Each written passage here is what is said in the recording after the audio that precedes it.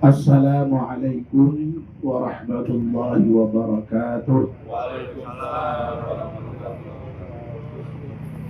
Bismillahirrahmanirrahim. Alhamdulillahi rabbil alamin. Wassalatu wassalamu ala asyrafil mursalin Sayyidina wa maulana Muhammadi wa ala alihi wa sahbihi ajma'in, amma ba'd. Ibu-ibu, bapak-bapak, dan saudara-saudara sekalian, hadir-hadirat yang saya muliakan, wabil khusus Bapak Tunggul Purwono beserta keluarga besar selaku sahibul musibah yang sama-sama kita hormati. Alhamdulillah wa syukurillah, syukur kita panjatkan kepada Allah Subhanahu wa Ta'ala yang atas limpahan rahmat dan nikmatnya malam hari ini kita bersama-sama bisa berkumpul di dalamnya Pak Tunggul Purwono ini dalam rangka memperingati 7 hari wafatnya ibunda tercinta Pak Tunggul, yakni Ibu Hajah Martini binti Wiryo Suparto yang wafat kira-kira seminggu yang lalu. Tidak lain kehadiran kita di pengajian pada malam hari ini, kita diminta untuk mendoakan bersama-sama Ibunda Hajah Martini, semoga beliau wafat dalam keadaan husnul khatimah, diampunkan dosanya oleh Allah Subhanahu wa Ta'ala, diampunkan dosanya dan diterima amal baiknya, serta semua keluarga yang ditinggalkan mendapatkan kesabaran dan ketabahan di dalam menerima musibah yang Allah berikan ini. Amin ya rabbal alamin. Bapak Ibu dan saudara sekalian yang saya hormati, saya kira kita sudah sering mendengar bahwa yang namanya orang yang wafat ketika sudah di alam kubur itu memang sangat membutuhkan pertolongan orang yang masih hidup. Sampai begitu pentingnya pertolongan dari orang yang masih hidup itu, orang yang sudah wafat di kubur itu digambarkan kal hariqil mutahawwif, seperti orang yang sedang tenggelam di laut. Ya saya kira semuanya bisa membayangkan ya, orang kalau tenggelam di laut itu ya pasti sangat butuh pertolongan tadi itu. Nah, pertolongan orang yang di dalam kubur yang sudah wafat itu tidak lain ya doa yang dipanjatkan oleh kaum muslimin semuanya, terutama ya saudaranya, dan terutama sekali ya anaknya. Itulah sebabnya maka kemudian lalu sudah menjadi tradisi kita di masyarakat Islam di Indonesia ini, kalau ada orang yang wafat kita lalu berkumpul lalu mendoakan orang yang wafat itu, ya tentu saja dengan harapan tadi itu, semoga husnul khatimah, diampunkan dosanya dan diterima amal baiknya. Bapak dan ibu-ibu, sebagaimana juga yang memang sudah sering kita dengar ya, bahwa orang yang wafat itu kan terputus amalnya. Tapi tidak semuanya ada pengecualian. Artinya untuk yang dikecualikan itu berarti tidak terputus, artinya masih bisa berjalan. Ada amal-amal yang bermanfaat untuk orang yang sudah wafat. Kita pasti hafal itu hadisnya yang sangat terkenal ya. Idza mata ibnu adama in qata'a amaluhu illa min thalathin shadaqatin jariyatin aw 'ilmin yuntafa'u bihi aw waladin shalihin yad'u lahu. Apabila anak Adam itu wafat, maka semua amalnya terputus kecuali 3 hal. Apa 3 hal itu? Yang pertama adalah sedekah jariyah. Sedekah jariyah itu berarti sedekah yang terus mengalir pahalanya, tentu saja. Seperti kalau kita membangun masjid misalnya, selama masjid itu masih digunakan untuk beribadah, maka ya sedekah kita dalam membangun masjid itu pahalanya mengalir terus, tidak pernah berhenti sampai nanti kita wafat sekalipun tidak putus, itu mengalir terus. Lalu membangun panti asuhan, menyantuni anak yatim, membangun lembaga pendidikan, dan seterusnya, semua sedekah yang kemudian manfaat dari sedekah itu kemudian terus berjalan, berarti ya pahalanya mengalir terus. Itu yang pertama. Dan dengan demikian maka sedekah itu menjadi sangat penting itu bagi kita ya. Terutama sekali ketika kita sudah wafat nanti itu. Kenapa? Karena masih bisa kita ambil manfaatnya setelah kita wafat. Kita sudah tidak berbuat, tapi pahalanya terus mengalir. Loh, ini kan luar biasa. Pahalanya luar biasa. Saking pentingnya sedekah ini pula, Masya Allah ya, sampai-sampai orang yang wafat itu ketika dia mau dicabut nyawanya itu sebenarnya dia itu teriak-teriak itu. Kalau bisa itu jangan dulu dicabut nyawanya, minta diberi tunda untuk masih bisa tetap hidup. Dan permintaannya apa? Ketika orang itu masih diberi kesempatan untuk hidup, tidak lain adalah agar supaya bisa bersedekah. Jadi Masya Allah ya, yang namanya sedekah itu begitu pentingnya itu bagi kita, terutama untuk kehidupan kita di akhirat kelak ini.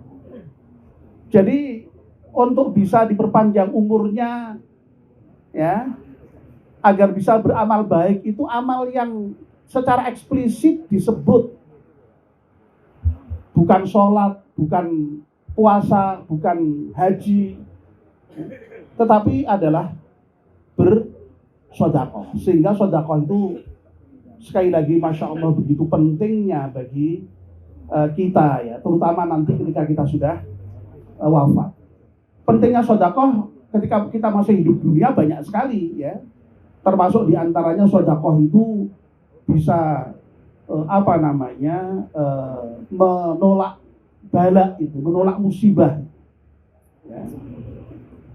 Jadi kalau kita ingin tidak mendapatkan musibah, di antara kiatnya adalah memperbanyak sedekah ya. Dan saya kira mungkin kita punya ya pengalaman pribadi yang menunjukkan betapa memang yang namanya sedekah itu bisa menolak bala, bisa menolak musibah.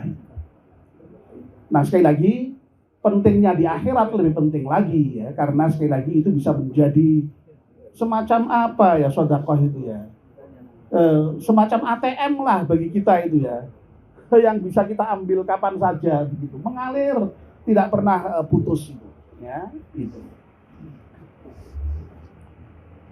Nah, yang kedua adalah ilmu yang bermanfaat. Ilmu yang di samping diamalkan sendiri, juga ilmu itu kemudian diajarkan kepada orang yang lain. Sebab ilmu kalau tidak diamalkan juga tidak ada maknanya, sehingga kita sering mendengar mahfuzat dalam bahasa Arab itu ya, kata-kata mutiara dalam bahasa Arab itu, al ilmu bila amalin kasyajari bila samarin. Ilmu itu kalau tidak diamalkan ya ibarat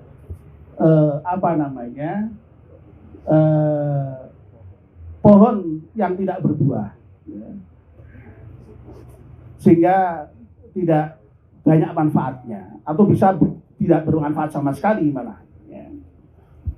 Tapi tidak semata-mata itu, ilmu itu kemudian juga harus diajarkan ya. Itulah sebabnya maka yang namanya Islam itu sangat luar biasa di dalam menghargai persoalan mengajarkan atau persoalan pengajaran dan pendidikan ya. Luar biasa ini ya. Misalnya ada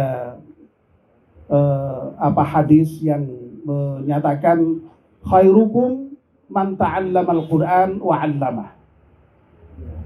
Orang yang terbaik di antara kamu adalah orang yang mau mengajarkan Al-Qur'an dan mau mengajarkan.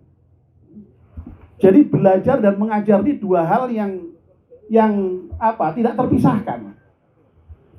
Orang belajar kalau tidak ada yang mengajar tidak bisa, mengajar kalau tidak ada yang belajar juga tidak bisa. Sehingga Masya Allah ya, masalah mengajarkan ilmu ini luar biasa pentingnya di dalam Islam. Dan ilmu yang kita ajarkan, kalau ilmu itu kemudian bermanfaat bagi yang kita ajari, lalu ilmu itu diamalkan juga oleh yang kita ajari, Masya Allah ya, pahala dari orang yang beramal dari ilmu yang kita ajarkan itu terus mengalir, tidak pernah berhenti ya, tanpa mengurangi pahala orang yang mengerjakannya. Loh, itu enaknya jadi guru. Makanya ya tidak salah kalau banyak orang yang bercita-cita jadi guru, itu tidak salah. Karena memang Masya Allah pahalanya guru, pahalanya orang yang mengajar itu luar biasa ya. Tapi dengan catatan tadi ya, diamalkan tadi itu ya, diamalkan ya. Jangan hanya apa istilahnya itu dalam bahasa Jawanya itu ya, jarkoni ya, iso ngajar ra iso nglakoni ya, karena kita nanti akan dituntut oleh Allah Subhanahu wa taala. Nah, lalu yang ketiga, awaladin shalihin yad'ulah. Jadi yang namanya di antara juga pahala yang tidak akan putus-putus itu adalah doa anak yang soleh, atau anak soleh yang mendoakan kedua orang tuanya. Ini Masya Allah itu pahalanya tidak akan pernah putus. Makanya ya ini kita bersyukur nih ya, Mas Tunggul dan juga adik-adiknya ini, mudah-mudahan lah ya beliau menjadi anak-anak yang soleh ya, yang mendoakan kepada kedua orang tuanya, dan sudah terbukti ya. Tidak hanya berdoa sendiri, tapi juga mengajak ya, memohon bantuan orang lain untuk mendoakan. sebenarnya ya doa untuk orang muslim itu kan sebenarnya tanpa diminta sekalipun kita ini ya sudah berdoa kan ya. Wong memang yang namanya sekali lagi doa orang muslim kepada orang muslim yang lain baik itu ketika masih hidup maupun ketika sudah meninggal itu bermanfaat, itu baik. Jadi Masya Allah ya, kita sebagai seorang muslim ini memang diperintahkan untuk tolong menolong, ta'awanu 'alal birri wat taqwa, dan juga di pertolongannya itu tidak hanya ketika masih dalam keadaan hidup, sampai wafat pun juga masih kita hendaknya menolong saudara kita. Ya. Makanya tadi kalau orang wafat itu seperti orang yang tenggelam yang minta tolong, kita orang muslim itu sudah melaksanakan itu, menolong orang yang wafat itu. Makanya kita lalu berdoakan kepada orang muslim dan mukminat itu kan, Allahumma ghfirli wali walidayya walil mu'minina yauma yakumul hisab. Ya. Itu doa yang tertera dalam Al-Quran. Tapi doa yang paling umum ya, Allahumma ghfirli wali walidayya walil muslimina wal muslimat wal mu'minina wal mu'minat al ahya'i minhum wal amwat. Jadi yang kita doakan itu tidak hanya yang masih hidup tapi juga yang sudah wafat. Jadi sebenarnya kita ini tanpa diminta sekalipun sudah mendoakan sebenarnya, dan doa itu pasti sampai. Ya. Wong itu diperintahkan Allah. Allah dengan tegas menyatakan walladzina yaquluna rabbana hab lana walladzina yaquluna walladzina ja'u min ba'dihim yaqulu rabbana ighfir lana wal ikhwanil ladzina sabaquna bil iman. Ya. Ya.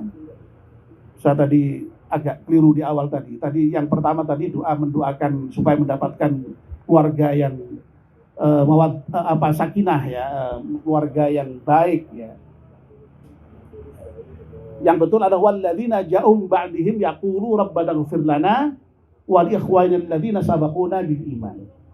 Jadi orang-orang yang datang sesudah mereka, maksudnya mereka ya para sahabat itu mereka semuanya berdoa rabbana ighfir lana, ya Allah ampunilah kami, wal ikhwanil ladzina sabaquna bil iman, dan juga orang-orang yang telah mendahului kami dengan iman.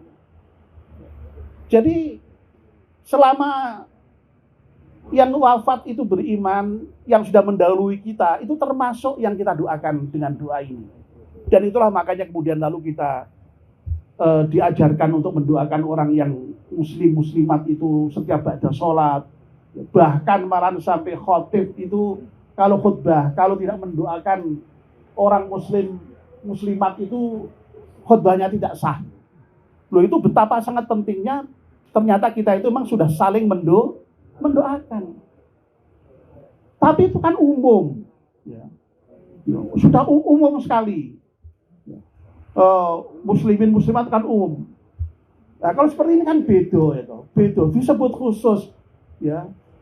Allahumma ghfirli Ibu Hajah Martini. Loh, itu ibarat kiriman itu paketnya paket khusus begitu loh. Ya. Jadi sing entuk ya khususnya itu Ibu Hajah Martini, meskipun toh juga kemudian disebut-sebut yang lain itu tambahan, tapi intinya itu mendoakan secara khusus itu. Dan itu penting karena memang diajarkan ya dengan doa-doa seperti itu ya. Harapan tadi itu semoga Ibu Hajah Martini yang sekarang sedang ada di di alam kubur, yang tadi diibaratkan seperti orang yang sedang tenggelam, yang betul-betul butuh pertolongan tadi itu, dengan doa-doa yang kita panjatkan ini semoga Allah berkenan mengampuni dosa-dosanya dan menerima amal baik. Amin. Satu lagi yang saya tambahkan, tadi sedekah ya. Sedekah itu kan sangat penting ya. Dan kita sedapat mungkin ketika masih hidup banyak bersedekah. Karena memang sedekah itu sekali lagi merupakan amal yang tidak pernah putus pahalanya. Ya. Sedekah. Tetapi yang namanya sedekah itu ternyata juga tidak hanya bisa dilakukan oleh orang yang bersangkutan. Ahli waris, terutama anak, itu pun juga bisa bersedekah atas nama orang tuanya. Dan itu bagian dari tanda kesolihan seorang anak kepada orang tuanya. Anak soleh itu tandanya banyak, ya. Tidak hanya mendoakan. Ya. Anak soleh itu tandanya itu ya jelas, ya kalau dalam hadis sahih itu tadi itu mendoakan kedua orang tuanya. Ya. Ada yang lain, misalnya anak soleh itu bisa berbakti kepada kedua orang tuanya itu dengan cara tetap bersilaturahim dengan orang-orang yang baik dengannya. Nah, ini saya lihat Mas Tunggul ini mengundang tetangga-tetangga yang dulu bapak, dulu ibu tinggal di sana ya, di BPI ini. Oh, Bang Niaga ya. Oh ya, ada Mas Aman ya, ada Mbak Ratna ya, dan ibu-ibu yang lain. Ini saya tahu dari BPI ini kan. Kok BPI lagi? Bang Niaga ya. Ya Bang Niaga ya. Ini menunjukkan menjalin hubungan baik ya, dengan saudara-saudaranya, dengan orang-orang yang baik, dengan ibu itu dulu diperbaiki itu Mas. Itu termasuk juga bagian dari bagaimana kita birrul walidain ya, sebagai tanda kesolihan anak kepada kedua orang tuanya. Nah, diantaranya juga yang namanya birrul walidain itu ternyata kalau kita merujuk pada hadis-hadis yang sangat banyak itu dan sahih, itu bisa menghajikan orang tua. Makanya kita mengenal ada istilah haji badal. Haji badal itu haji mengganti ketika orang tua misalnya belum haji, kok kita lalu kemudian punya harta menghajikan. Wah, itu luar biasa itu. Ya. Haji badal. Termasuk adalah bersedekah. Itu juga termasuk amal soleh, amal baik yang bisa dilakukan oleh anak kepada kedua orang tua. Ya. Jadi yang namanya birrul walidain itu tidak hanya ketika orang tua masih hidup. Orang tua sudah wafat sekalipun kita masih bisa birrul walidain, bisa berbuat baik kepada kedua orang tua. Nah, oleh karena itu pesan saya kepada Mas Tunggul dan juga putra-putri yang lain, karena saya dengar Mas Tunggul itu saudaranya ada dua ya, berarti tiga bersaudara ya. Ya, lakukan itu. Kalau memang punya rezeki lebih ya, di samping bersedekah untuk dirinya sendiri, sedekahlah dengan diatasnamakan orang tua. Dan coba kita bisa bayangkan kayak apa bahagianya orang tua dikubur itu ya. Ketika sudah tidak bisa bersedekah, sementara dalam Al-Qur'an tadi dinyatakan orang itu kalau seandainya bisa hidup kembali di dunia itu ingin bersedekah. Loh, kok anaknya mau bersedekah atas namanya? Anaknya bersedekah untuknya. Itu betapa bahagia. Ya, betapa bahagia. Dan tidak ada yang membahagiakan lagi bagi orang yang dalam kubur itu kecuali doa dan sedekah dari putra wahyahnya. Ya.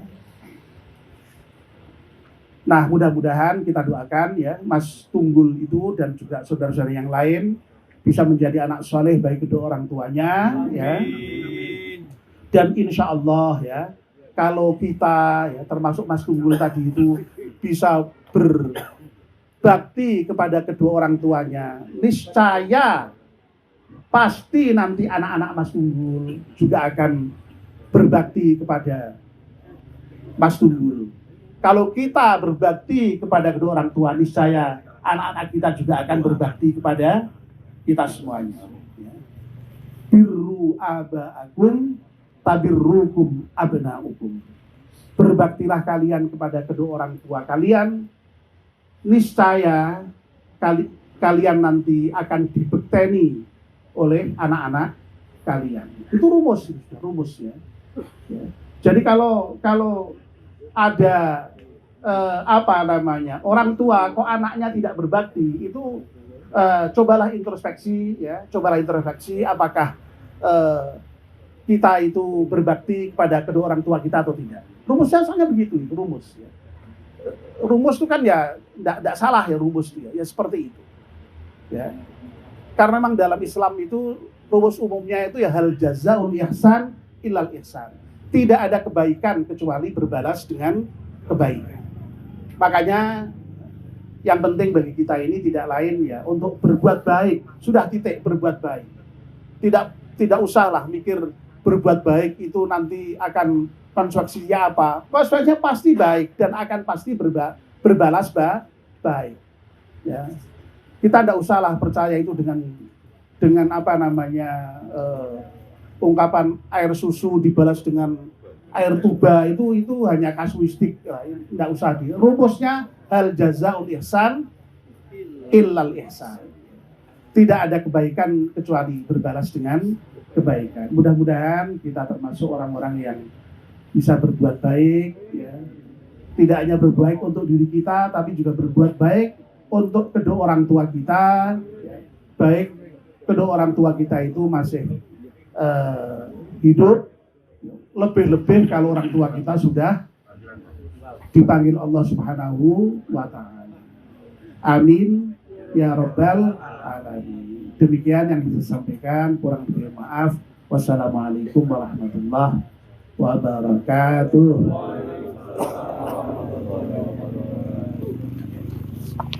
Terima kasih Dr. Kiai Haji Sholihin M. Afif yang telah